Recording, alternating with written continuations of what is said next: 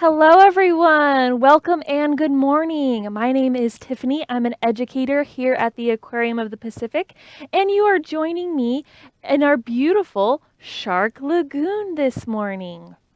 Now, if you are watching this live on Wednesday at 9 a.m. to 9:30 a.m., I encourage you to interact with us. Ask us any questions that you have, text us any observations you have, and that live text number is going to come to us in just a moment. But you can text us in if you are watching this after the fact. Go ahead and email us at live@lbaop.org.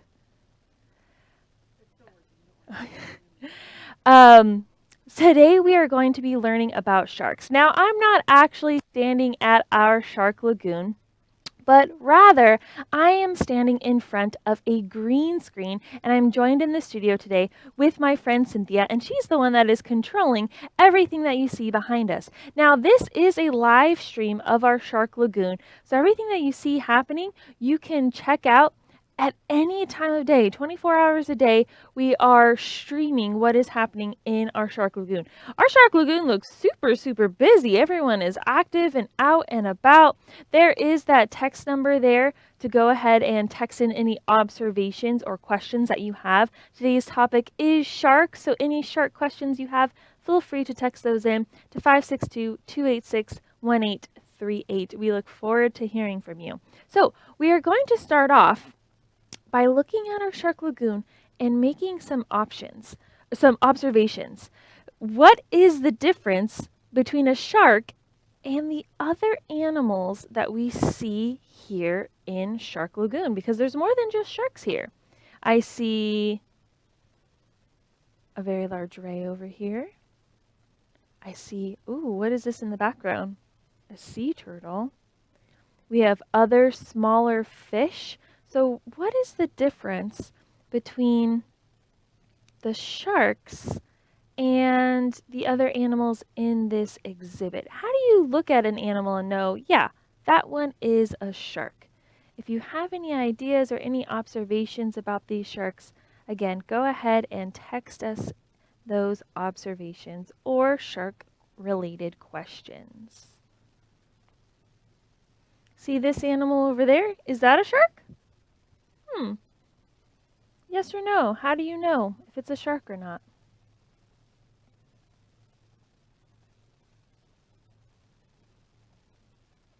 All right, so our sharks are still a type of fish, and fish, they can't just breathe air like us, but rather they are constantly living in the water and they use gills to breathe, right? So our sharks are also going to have gills, but the way that their gills are displayed on them looks different than the fish. The fish just have kind of like one little gill cover, but let's wait for a shark to swim by. And of course, there we go. That happened a little fast. But they are going to have 5 gill slits. So look at this shark here.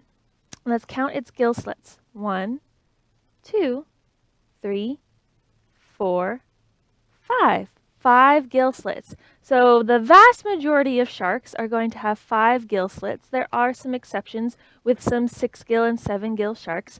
But for the most part, all sharks are going to have those 5 gill slits versus fish. When you see a fish kind of swim by, they just have that one gill cover.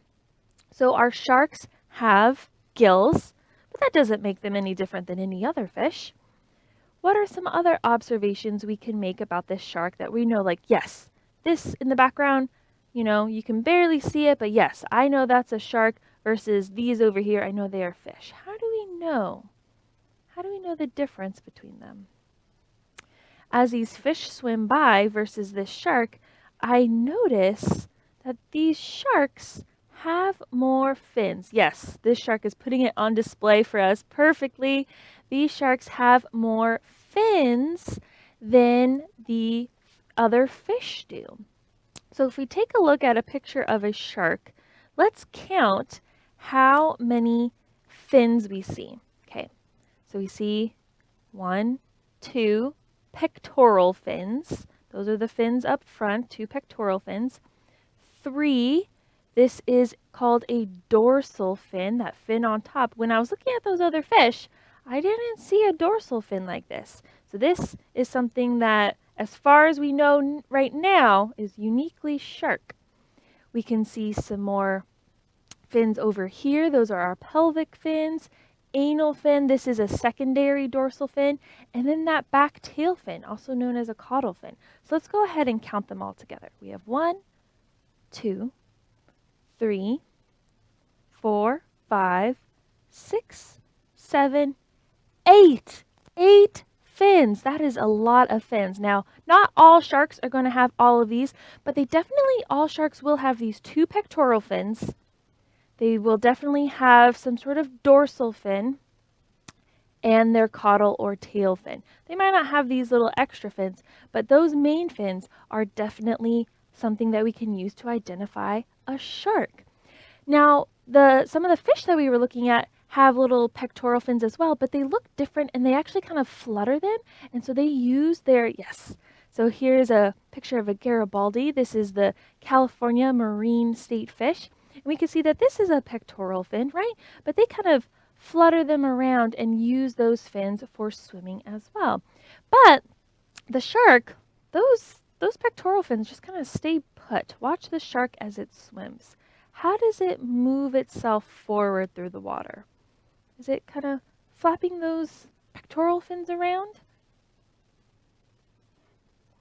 No, I don't see the shark really moving its pectoral fins too much, but rather it is moving through the water because of that caudal fin. It is moving that caudal fin from side to side, and that is what is moving the shark forward. But then what is the point of these pectoral fins? Think about the wings of an airplane. The wings of an airplane don't flap up and down like the wings of a bird, right? They just stay still, and they actually are used to help steer and move and guide the airplane. Same goes for the pectoral fins of these sharks. They stay put and then help to guide and move the shark and turn the shark around. Now we can see this shark really bending and turning around and moving the opposite direction. Do you really see that with a lot of our fish? They kind of have more of a stationary body and just kind of swim through the water. We don't really see any of them bending in half like we just saw that zebra shark bend. That is another thing that is uniquely shark and something that we actually can't observe with our eyes directly because it is on the inside of the shark. So sharks have cartilage for their bones. So they still have bones, but feel your arm. You can probably feel your hard bone inside of your arm, right? Now, the sharks still have bones, they still have a skeleton, but it is made out of cartilage, which is a lot softer material. Now, we do have some cartilage on our bodies as well. Does anyone know where we have cartilage on our bodies? We have cartilage. Touch the tip of your nose. You can wiggle it around, right? You wouldn't be able to wiggle it around if it was all bone. That is cartilage. And also your ears. Look, I can fold my ear completely in half. It is super flexible. That is all cartilage. So this that we have in our ear, this cartilage, super, super flexible, is what this shark's skeleton is completely made out of. Sharks and rays, I know we saw a ray earlier in Shark Lagoon here. I think the ray is maybe in the back here, kind of hidden behind a piece of coral. Rays, yes. So they are known as cartilaginous fish. So still fish, but their bones are made out of cartilage. That's super flexible, soft material. Versus the other small fish that we see in here are called bony fish. So inside of their skeleton are hard bones, just like how we have hard bones. Okay, so that is a couple of things that make the sharks uniquely shark and different from the other fish that we see here in this exhibit. Now, if we were to make our own shark, what are some things that we need to make our shark uniquely shark? Let's go ahead and take a look at a picture of a shark again.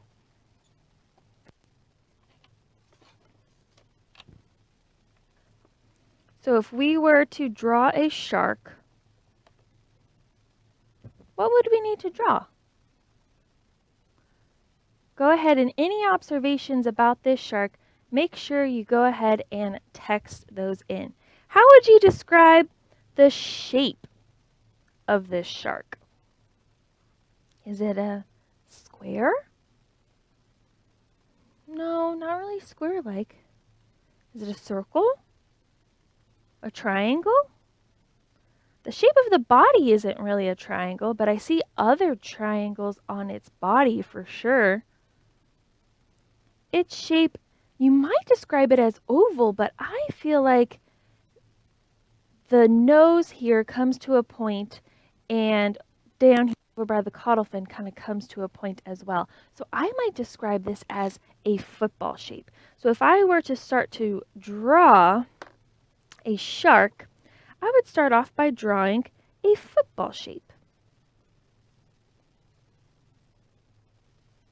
So there's my football shape, where it's fat in the middle and then it's tapered off on either end. Not quite an oval. An oval might be more rounded like this. I wouldn't say that it has a rounded front and a rounded back, but rather I think this football shape is pretty good. Okay, looking back at a picture of a shark, what else do I need to add to this shark? What other shapes do I need? We have all of these fins, and all of these fins, look at them. What shape are all of these fins? They are all triangles, right? Even the caudal fin. The caudal fin is kind of a big triangle on top and then a smaller triangle down there at the bottom. So let's go ahead and add some triangles to this shark. Here is that dorsal fin triangle, the pectoral fin triangle. I'm going to draw another one because on the other side of the shark is another pectoral fin, right? We have the secondary dorsal. We have the pelvic fin, anal fin. Now for the caudal fin. This triangle looks a little bit different maybe. So maybe we have that top triangle piece and that bottom smaller triangle piece. That's a pretty good caudal fin. Now, there's actually some other triangles that this shark has that aren't its fins. What is this? This is a triangle that sharks have. Now, sometimes they look different on different sharks. But what is this that I have here? This is a shark tooth. Now this tooth is very large, so this belongs to a very large shark. This is actually a great white tooth. But some shark teeth can be teeny, teeny, tiny. I have this shark jaw here, and these teeth, look how teeny, teeny, teeny, teeny, tiny they are. But you can still see that triangular shape. So we need to add a mouth. Okay, and in that mouth we need to add those triangular teeth.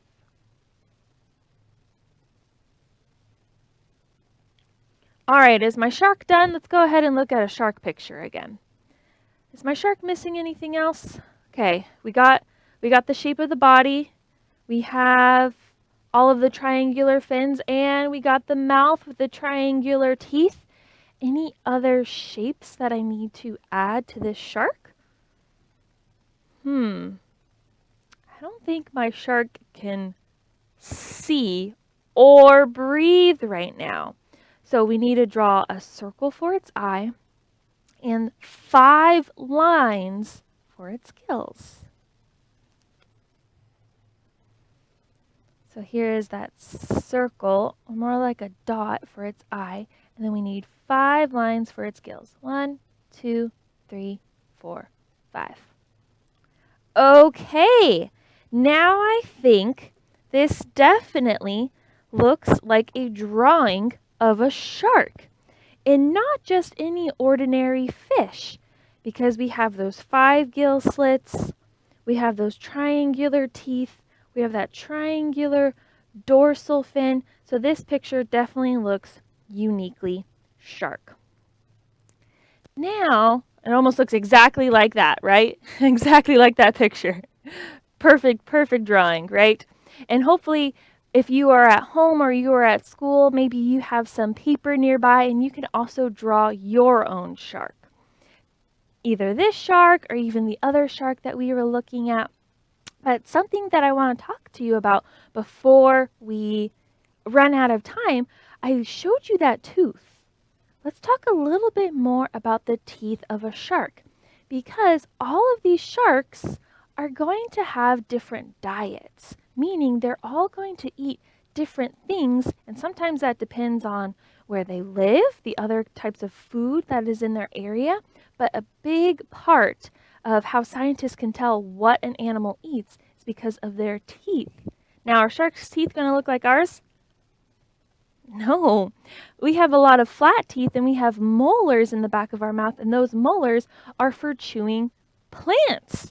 But here we have a picture of 3 different sets of teeth. You might already start to guess what some of these sharks are, but look, these are all sharks and their teeth are so different, and that is because they are eating very different things. Now, when I'm thinking about, looking at these teeth and trying to figure out, what do these sharks eat? I like to think about the utensils that we use to eat, right? We use forks. Maybe you use a fork to eat a salad. You're trying to catch all of those slippery pieces of lettuce onto your fork. We can use knives, maybe to cut up pieces of meat, right? So we use different utensils for eating, and these sharks, their teeth are their only utensils. So their teeth tell them what they can or cannot eat. So let's take a look at this first set of teeth. They are very skinny and very pointy. Now, if we had to think, does this remind you of a fork, a knife, or a spoon? What do you think? With these long, pointy teeth, does it remind you of a fork, a spoon, or a knife? Having all of those pointy teeth kind of remind me of a fork. So, if this animal has teeth that are kind of like a fork, what does that tell you about what it's eating? Let's try to see if we can look at a shark that has teeth similar to this one. Do we have a shark with similar teeth? Yes. So this is our sand tiger shark. Look at all of these teeth. They are super pointy, and they're also kind of pointing to the inside of the mouth. So do you think that this shark is using the teeth to chew up some food? No, definitely not. So this shark is going to try to catch food that can easily fit into its mouth, but then what is the point of the teeth? Well, once it gets the food into its mouth with its teeth, it's almost like a little cage, and the animal either has to go farther into the mouth, the fish either has to go farther into the mouth, or, oh no, try to face all of these pointy teeth. So this animal, this shark, is going to be eating smaller sized fish that can fit in its mouth, slippery fish, and squid.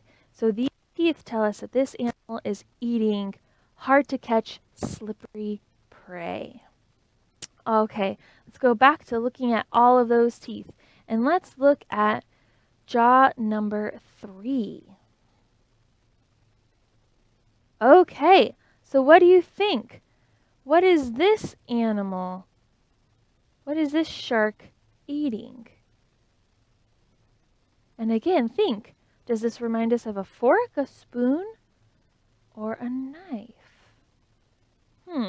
Might help if we take a closer look at one of these teeth.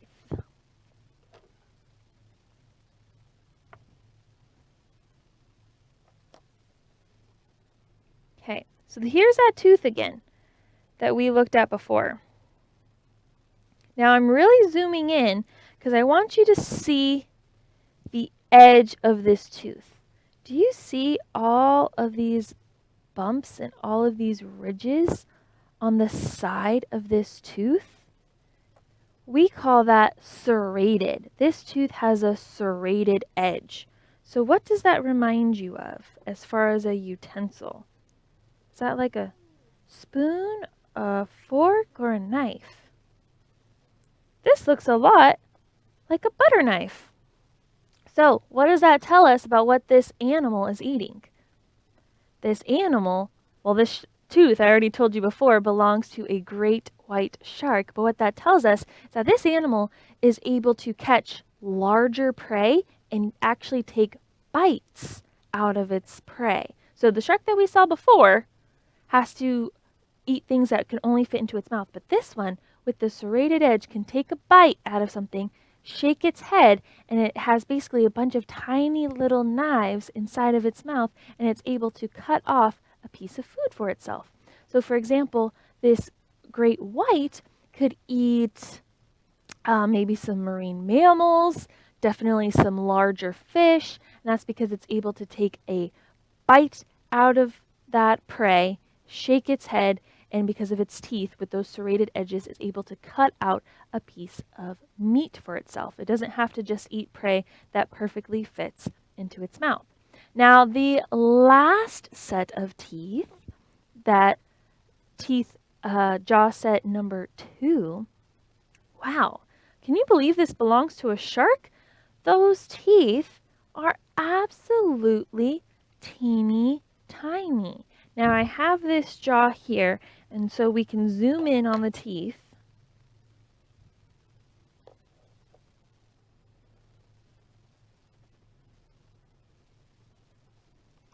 Let me just focus my camera. Wow. Look at all those teeny tiny teeth, and then I'll have my finger here for comparison. Those are some teeny tiny teeth. Now, they do look like they would be really sharp.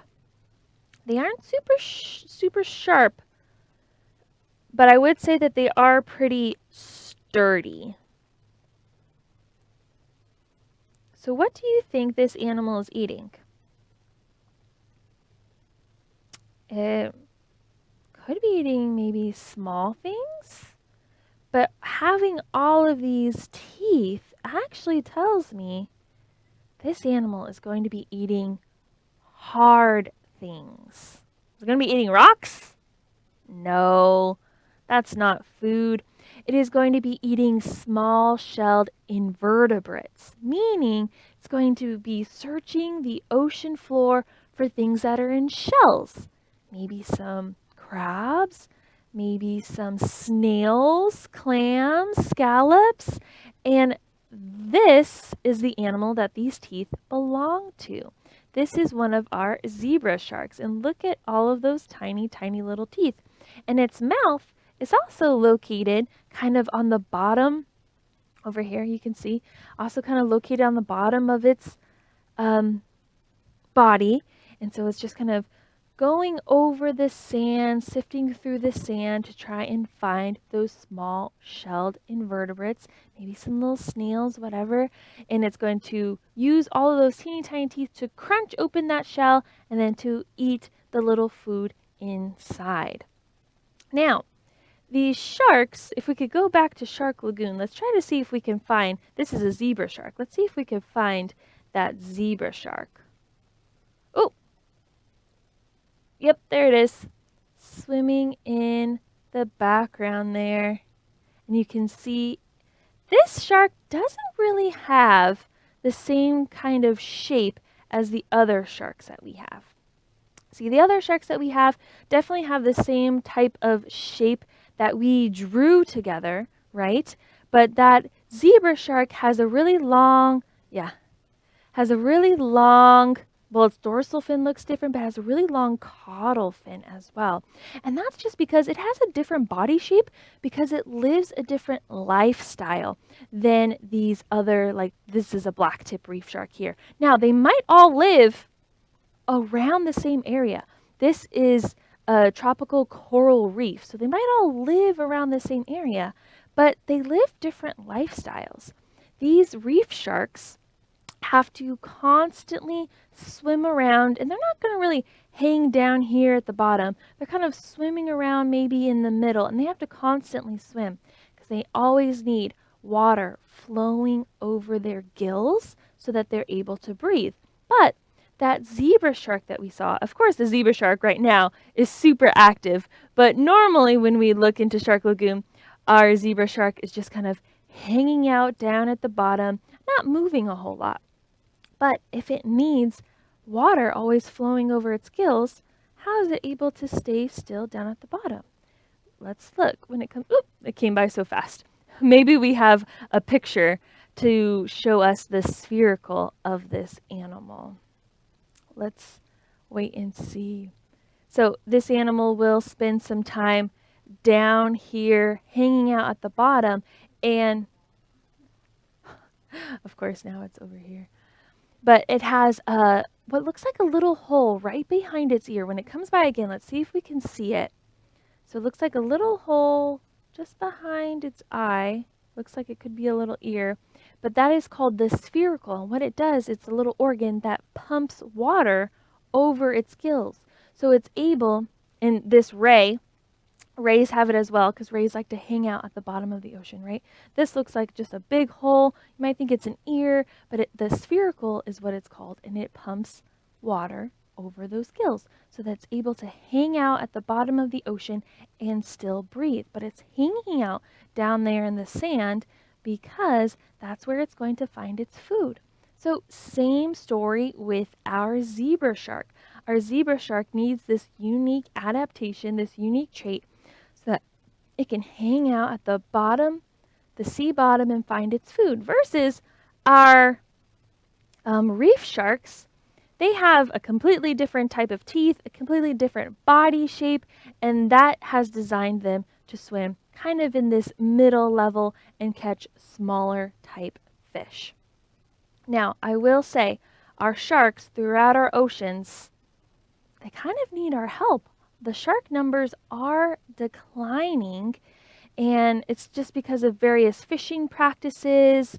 Maybe we're fishing too much of their food out of the ocean. Maybe we're accidentally fishing the sharks themselves. Whatever it is, the shark numbers are declining. But the sharks are super important because they keep our habitats, our ocean habitats, healthy by eating kind of sick or injured fish. Those sick or injured fish could hurt the rest of the fish populations, but our lovely sharks take care of those for us. So we definitely need our sharks to have a happy and healthy ocean, but they need our help. If you have watched this today, go ahead and tell someone that you know about sharks and about how cool sharks are to start spreading awareness. All right, that is all that we have time for today. I hope that you join us again sometime soon. We do have a Spanish program later today if you are interested. But other than that, that is it from me. Bye. Have a good day.